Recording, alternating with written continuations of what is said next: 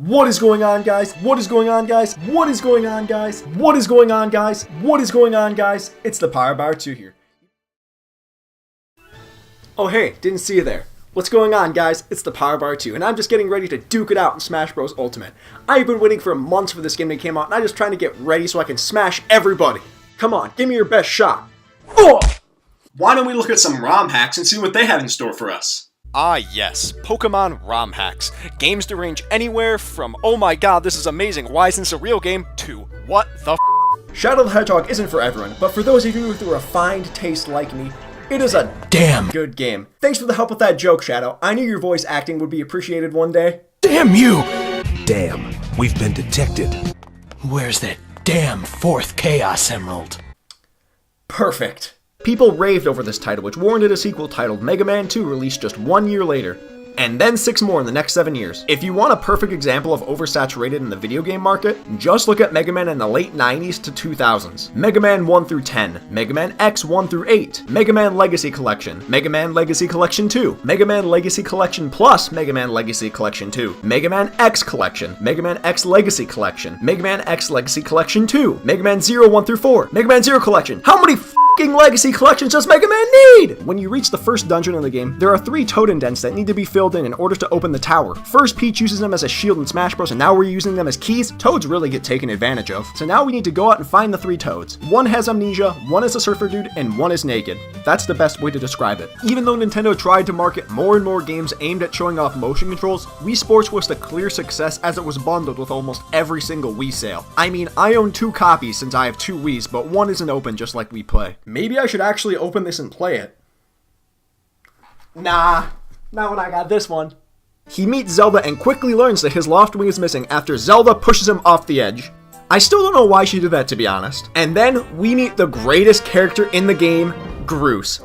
Nice hair, dick. Link learns that Groose and his 2 goons, who I honestly don't remember their names. Actually, apparently their names are Colin and Stritch. I'm still never going to remember their names because they're basically just little wimps who do whatever Groose tells them to. The Wii allowed you to actually swing the Wii remote as a bat and while pitching. You can just kind of move your wrist a little bit and that will work, but why would you do that when you can truly experience the game by standing up and full-on swinging? As you could probably guess, you fight 8 gym leaders of Kanto in this mode. I'm not going to go through the 8 gym leaders because you should know who they are. And if you don't, how young are you? Similarly to the normal games, once you defeat all 8 leaders, you can now challenge the Elite 4 and eventually the champion. And yes, just like red, blue, and yellow, the champion is blue, or as the game says, rival. Yeah, you can't even name your rival in this game. Man, I miss the days of getting to call my rival Assfart. The characters you start out with are Sonic, Tails, and Knuckles, which all makes sense, and Amy, who drives in the car.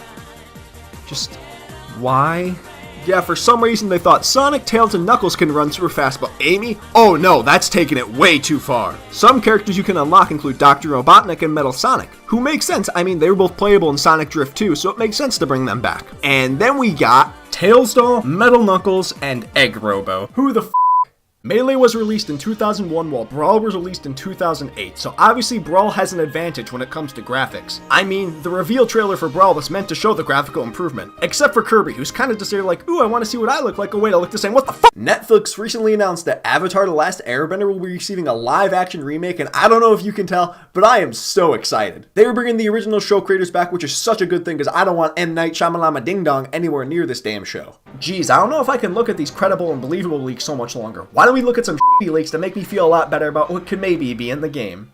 Hey there everyone, I'm the guy from Smash Bros who leaked Dry Bowser to be announced on the 12th, but it was false. Not very convincing, was he? But hey, let's hear him out. Maybe he still has something legit. 7 new Echo Fighters and 5 more original fighters? Geno, Incineroar, Isaac, Bandana Waddle Dee, Mighty? Wait, Mighty? Good thing I noticed. You had me going there for a second. I almost believed you. I feel like everyone just posts Geno, Incineroar, and Ken to try to show that they have some kind of insight because those 3 are by far the most requested. But then you're going to throw in Vault Boy? Now, I wanted to completely trash this leak because it said Isabelle would be an Echo Fighter, but we all thought Isabelle would be an Echo Fighter, so I mean, that's pretty much fine. I mean, it was before she was revealed as a fighter, so I'll let that pass. But what I won't let pass is that the literal next character is Galactonite as an Echo Fighter for Meta Knight. No. Quickly after Link returns, the wing ceremony begins and Groose and his goons, who I've already forgotten the names of again, turn into complete assholes and cheat to try and make you lose. But since I'm an absolute beast, Link wins and holy Zelda, why did you jump? But since we are amazing, we catch her and travel to the top of the goddess statue. Zelda bestows the blessings of the goddess onto Link, gives him the sailcloth, and then she starts to come on him. Wait, what? Yeah, this is one of the only Zelda games that really shows the bond between Link and Zelda, but then... Why does Zelda keep pushing us off of ledges? 4-player gameplay was revolutionary at the time, and it really popularized 2D platformers all over again. It made perfect sense to remake New Super Mario Bros. For the Wii to capitalize on the hype of the first game and bring new fans who only had a Wii. It would have made sense to stop there, and it sort of seemed like they would. But then, they made the exact same game again. Twice.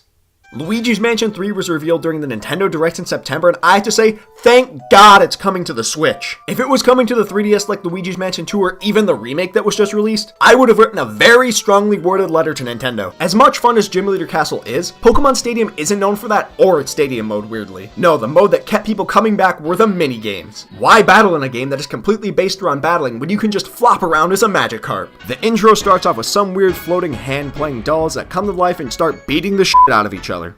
Yep, we go from Nintendo character to Nintendo character to show off every fighter in the game, and they really do all deserve a place in the game. Mario is the face of Nintendo, Link is from Nintendo's greatest franchise, Samus is a badass, Donkey Kong is just classic, Pikachu is the face of one of the newest Nintendo franchises at the time, Star Fox is just dope, Yoshi is a top 2 greatest Nintendo character ever, and Kirby is just fucking adorable. However, the 4 unlockable characters tell a different story. I mean, Luigi makes sense as he's a classic character and he's Mario's brother. Jigglypuff, sure, she was a fairly iconic Pokemon from the anime, but was she really qualified to represent Pokemon over others like Charizard and Mewtwo? And then we had the last two, Ness and Captain Falcon. I'll be honest, when I first saw these two, I had no f***ing idea who they were. Ocarina of Time is considered by many to maybe be the greatest video game of all time, so the standards for a sequel game were maybe the highest of all time as well. And what were the next 2 major titles?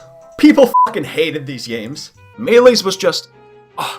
it's perfect. That's all that needs to be said. Brawl's isn't bad, but it's mostly just made up of cutscenes from Subspace Emissary. It still is pretty awesome though, especially with that theme that accompanies it. Then Smash 4 is just...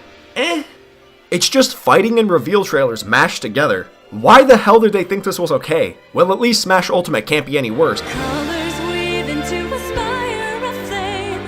Whoa. That music makes me feel some kind of way. And as is Mega Man tradition, each of these has a specific weakness to another ability that you need to figure out as you play. You can go fight the Robot Master with no abilities if you're confident, or you could just Google their weaknesses, go defeat the easiest master, then come back and beat them all in the perfect order to make it easy. I didn't do that because I hate my life and I want to suffer, but I wouldn't blame you if you did. And with Mario Tennis Aces this year, there's no reason to be scared about these games anymore though. This really has revived the franchise. We don't need to be scared about anything. What the hell is going on here? Last week, the final Smash Direct revealed the final fighters for the base roster of Smash Bros. Ultimate with Ken from Street Fighter, Incineroar, and the free download of Piranha Plant. Weird flex, Sakurai, but okay. Dark Rising is one hell of a Pokemon game, and it will give you a run for your money. But I think we have more than enough time to look at one more ROM hack, so let's quickly go and do that.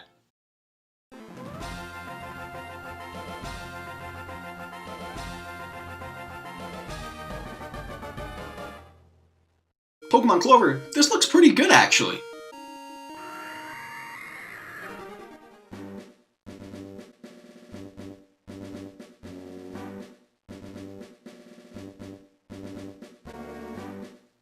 Oh, f***. And we can't forget about the title theme that plays in the game intro. One of the greatest and most hype openings to a game of all time, especially with Super Smash Bros. I stand by the fact that all of the Sonic racing games where he is not in a car are the best Sonic racing games. The Sonic Rider series gave me so much fun as a kid, and even Sonic R is so iconic, and they both just have millions of fans. And hey, later this year we are finally getting a new Sonic racing game in Team Sonic Racing. Hopefully they listen to what I have to say and they decide to keep him out of a car. Damn it! After we defeat all the Shy Guys, the airship self-destructs. Oh, scrap. That's perfect. I couldn't have made a better joke myself. Now that we've restored the tower's color, it's time to make our way to the top and battle the boss. I wonder what the boss is. Every Paper Mario game starts things off strong. We had the Koopa Bros, then Hooktail, and then Fractail in the first 3 games. I can't wait to see what Color Splash has. Oh, it's Morton? They also made Morton act like a complete dumbass. Mario find Pain Star. It's actually Paint Star, but bring me Pedal Stool. Oh, you mean pedestal. Morton reminds me of that episode of The Office where Kevin starts cutting out words from his sentences to save time. Why waste time? Say lot word when few word do trick. It feels so good to bowl a strike with a curve, especially for someone like me who can't put spin on it in real life. In real life, I just whip it down the lane as hard as I possibly can. But Wii bowling makes me feel like I'm actually at least decent. Oh, and you can do this. Wii bowling is the best. Wind Waker, on the other hand, kind of is a save Zelda plotline, but also not at the same time, if that makes any sense. Like, first you have to save your sister, but then you get mauled by a giant chicken. You meet a holy f*** a talking boat. You travel with the King of Red Lions to obtain the 3 pearls to eventually access Hyrule below the ocean. You get the Master Sword, which already makes it better than Majora's Mask, and travel back to the overworld. You finally kill this giant chicken and challenge Ganondorf. Yeah, that doesn't go too well. Link and Tetra travel back to Hyrule where, holy shit, a talking boat! At least Zelda is in this game, unlike Majora's Mask. But I am so glad that they are making the return to a home console with Pokemon Let's Go Pikachu and Let's Go Eevee, and eventually Gen 8 next year on the Nintendo Switch. Let's just hope they eventually make a third Pokemon Stadium game, because these first 2 are just so amazing, and I think we all have been waiting for a third one for just years. Oh shit, that's right. We then enter into the sealed temple where we meet some old woman, I'm sure she's not important, who hints at Zelda's whereabouts but won't tell us directly. Just tell me, you old bitch, I'm trying to save my girl and get some And the gym leaders from this game, well, we have one returning from Kanto and Brock, who calls you a... yeah. And the rest are, well, they're the regular types from Kanto, but they're a little different. However, there is one thing about these gym leaders that I love. The music. Just take a listen and... oh my god.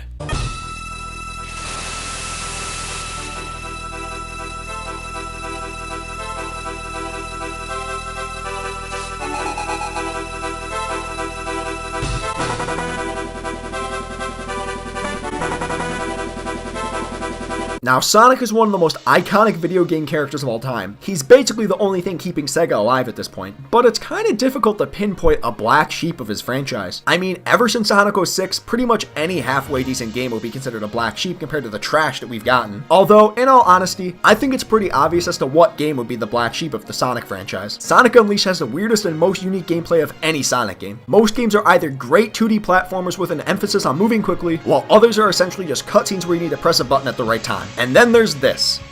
What the f*** is this? This series has been basically driven into the ground with oversaturation, and I just hope Nintendo realizes when it's time to stop. Wait, what was that? They're remaking New Super Mario Bros. U? Ah, sh**. Well, let's see if they're at least adding anything new to the game. You can play as Toadette? Oh, I actually like that idea. But what's the Super Crown? It turns you into Peach! That's amazing. I wonder what the internet has to think about this. Oh my god! Everyone knows Pokémon Stadium for the minigames, which is definitely not something you can say for pretty much any other Pokémon title. This is the quality content I paid for. Melee introduced 14 new characters, some of which have become fan favorites. We got Falco, Ganondorf, and Mewtwo, all of which are beloved by so many. But Melee did give us some weird choices like Mr. Game & Watch. I wonder who that could be. The Nintendo Switch has already given us some of the greatest games of all time. Breath of the Wild, Super Mario Odyssey. Oh god, no, f*** that game. Without this game, we wouldn't be able to pick Isabelle and King K. Rool in Smash Bros. Ultimate in just a few months. And do you want to live in a world where we can't do that? I know I don't. I mean, what fighting game would we even play in that universe? Street Fighter? Tekken? Mortal Kombat? I'm sorry, but you're gonna need to give me something better than that. Sold. Each island has its own culture and even species living there. There are obviously Hylians or whatever the hell they're called in this game, but there's also Koroks and Rito. The world in general is even just one of the biggest overworlds too. It's so fun to explore because you never know what you might run into, just from random islands to giant squid monsters that want to kill you. That might not sound fun, but don't knock it till you try it. Have you ever purchased a console that you've been waiting months to get, but only for a limited edition to come out just a few weeks later? It happens to the best of us, but luckily, it's never happened to me. Damn it! Guess what? Do I have a rumor for you? Did you know that Link is going to be in Super Smash Bros. Ultimate?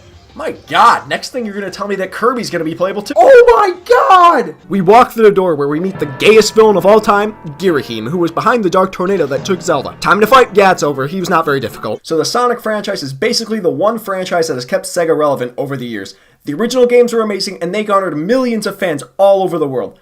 But the recent games have taken a weird turn to say the least. He became a knight, he met himself, and I don't even know what the f*** happened here. If you want to have a casual experience and are just playing for fun, then Brawl is perfect for you. But if you are super competitive and love fast-paced action games, then Melee is for you. It's literally just a personal preference for which game is better. I grew up with both of these games, and I spent so much time playing them, so I feel like I have a good viewpoint of these games. My brother and I got both of these games when they were initially released, and we have played them both for years. But if I had to pick one, honestly, I think I'd have to go with Brawl.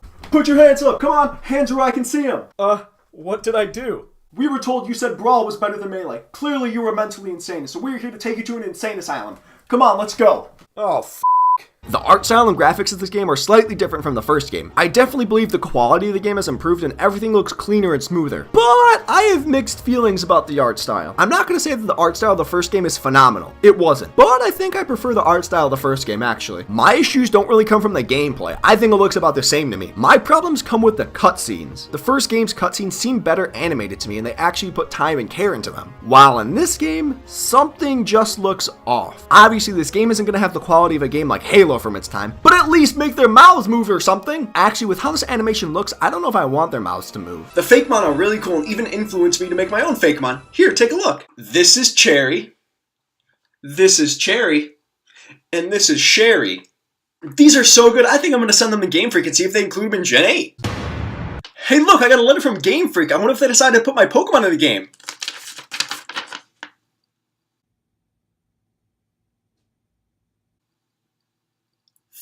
I personally have found the Blockman stage to be the easiest, so I would probably recommend doing that one first. I did see a list online that recommended doing Bounce Man stage as one of the first, but I don't know about that. It annoyed the hell out of me because the bouncy bolts can bounce you in a completely opposite direction of where you may want to go, and just my god! We walk through and what the f***?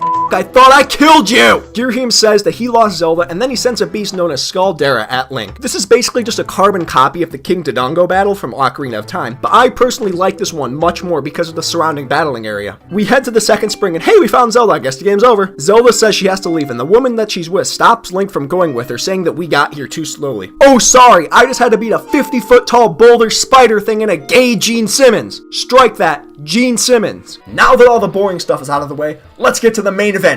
More minigames! They have 12 brand new minigames, and as much as I love the first game's minigames, holy shit, these are even better! React faster than the rest of the Eevees. Literally be Santa in Deadly Bird's Delivery. Race on a treadmill again, but this time you are a walking egg. Have a dirt bike race as Donphan. Tap A or B with a direction to power a power plant. Be a damn adorable ferret and hit Pokeballs into your goal. Just ram the shit out of other Hitmontop. Time your slices perfectly, which just feels so satisfying. 4-person Pong as Mr. Mime. Move left and right to catch eggs while not getting electrocuted. And strangely, the best of all, count the Pokemon. I have no idea why this is my favorite minigame, but I just love it. Something about counting it perfectly and beating your friends is just awesome. And it's hilarious when the computers just randomly keep counting even after all the Pokemon are gone. Like, what the f*** are you doing? They even give each Pokemon a name before the minigame begins, which is just such an unnecessary touch, but it's just so amazing at the same time. Just look at my boy Gedgepop. So many people would rather have a sequel to a game instead of just a brand new title, and I don't really understand that. I would personally much rather have a brand new title to give us a whole new experience. New titles add so many new ideas and so much innovation which can be felt for years to come, and they are a welcome addition to any franchise. Oh, what have I done? Fairly recently, a leaker said that another Smash Direct would be announced on October 9th because of the fighter playlist on YouTube being updated. Yeah, that was fake. Alright, now that we've looked at a couple of lists that obviously have no reason in being believed, so why don't we look at some images that clearly have way more credibility than any of these lists possibly could. Really? Just stop it. You know, I thought I preferred seeing images like this to just random posts with no credibility. But are you kidding me? You know, I could actually see Dig Dug being in the game. It's a classic character that we all know that Sakurai just loves to put in with characters like Duck Hunt, Rob, and Mr. Game & Watch, so that would definitely fit that style. But then I actually looked at this image and saw Baby Waluigi, and we all know Waluigi will never be in game. I mean, even the two characters around him probably have a better chance than just Baby Waluigi. You know, it's kind of sad when this is more convincing than some of the other leaks I've seen. Obviously, there's an exhibition mode, which allows you to play against your friends or the computer if you have no friends. The Mario Party games on the Wii U were just straight garbage. Whoever came up with the idea for putting characters in a cart should be fired. But luckily, we did get a fantastic party game in Wii Party U. You could honestly port either the original Wii Party or U, I don't really care. The game modes are very unique between each title and have some incredible minigames too. And best of all, there's no car!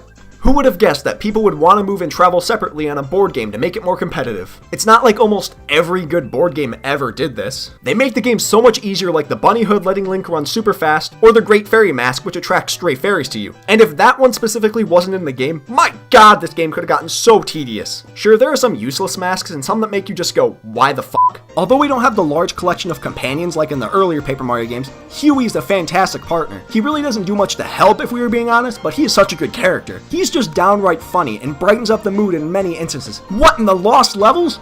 How can you not love this guy? Over the next few years, Sega didn't really produce any new Sonic racing games, as their previous ones hadn't done the best and their main series of Sonic Adventure was just exploding on the scene. However, in 2006, Sega decided to finally change up their formula and they came out with Sonic Riders. Now this is Sonic Racing! Link reaches the Temple of Time and sees Zelda, but out of nowhere, Gene Simmons attacks and prevents Link from helping. Zelda then gives Link the Goddess Harp and yeah, let's just stand here and pose while Girahima's trying to kill Zelda! I'm so excited for the DLC, and I cannot wait to see what's coming. But just remember, just because a character is a spirit in this game does not mean they can't be added as a fighter. Sorry, I'm just trying to give all you Shantae and Rayman fans some hope, but who am I kidding? We all know Sakurai just pulled the greatest scheme of all time by adding Joker so that everybody buys the DLC pass, and now we can just add 4 more fucking Fire Emblem characters. God damn it, Sakurai.